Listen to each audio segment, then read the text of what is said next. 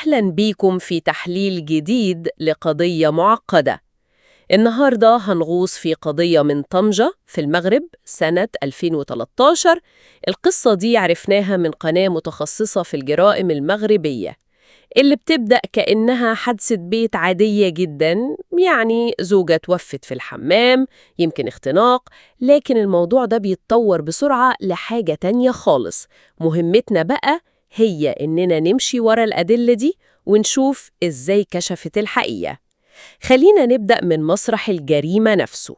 يعني لقوا ست في أول الأربعينات متوفية جوه حمام شقتها، وجنبها كان في مجمر اللي هو كانون الفحم بتاع التدفئة التقليدي.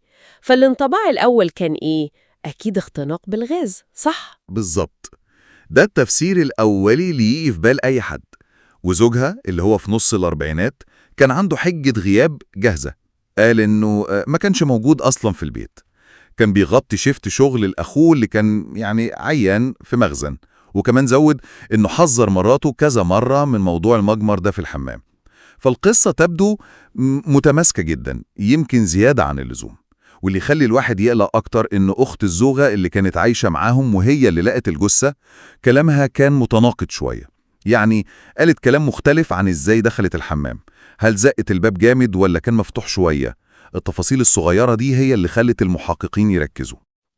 وهنا بقى بدأت الأمور تبقى مثيرة أكتر. المحققين لاحظوا حاجة بخصوص باب الحمام نفسه. الباب كان ألومنيوم وليه قفل ينفع يتقفل بالمفتاح من جوه وبرضه من بره. ده معناه إن كلام أخت الزوجة عن إنها وزقته بسهولة بقى مشكوك فيه. يعني لو كان مقفول من جوه إزاي زقته بسهولة؟ أو يمكن هو قفله عشان يبان كده. لكن الأغرب من ده كله كان موضوع المية.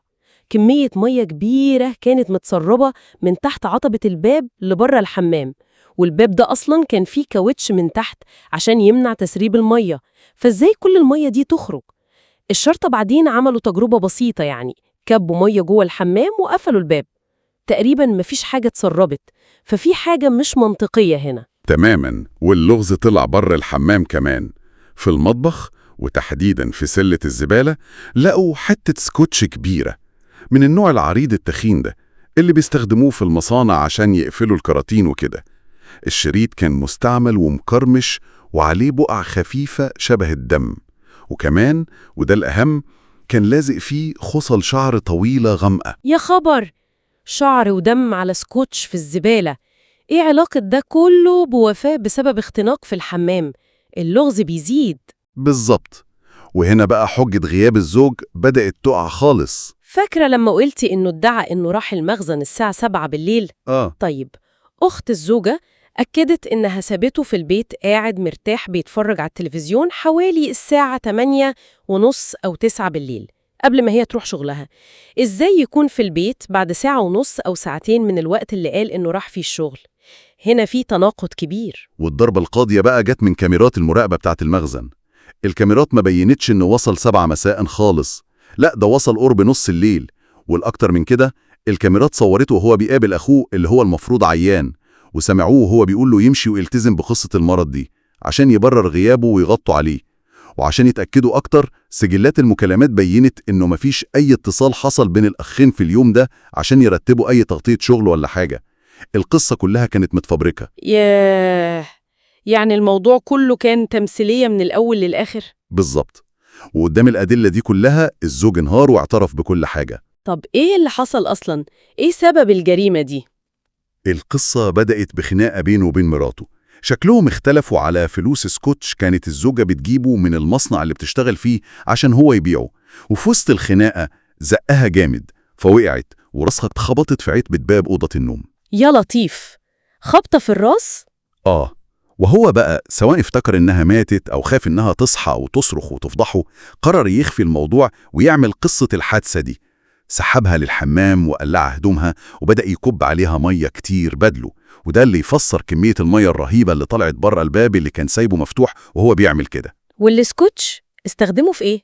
السكوتش ده غالبا استخدمه عشان يقيدها أو يكمم بقها تحسبا لو كانت لسه عايشة وفاقت، وده يفسر الشعل والدم اللي كان عليه.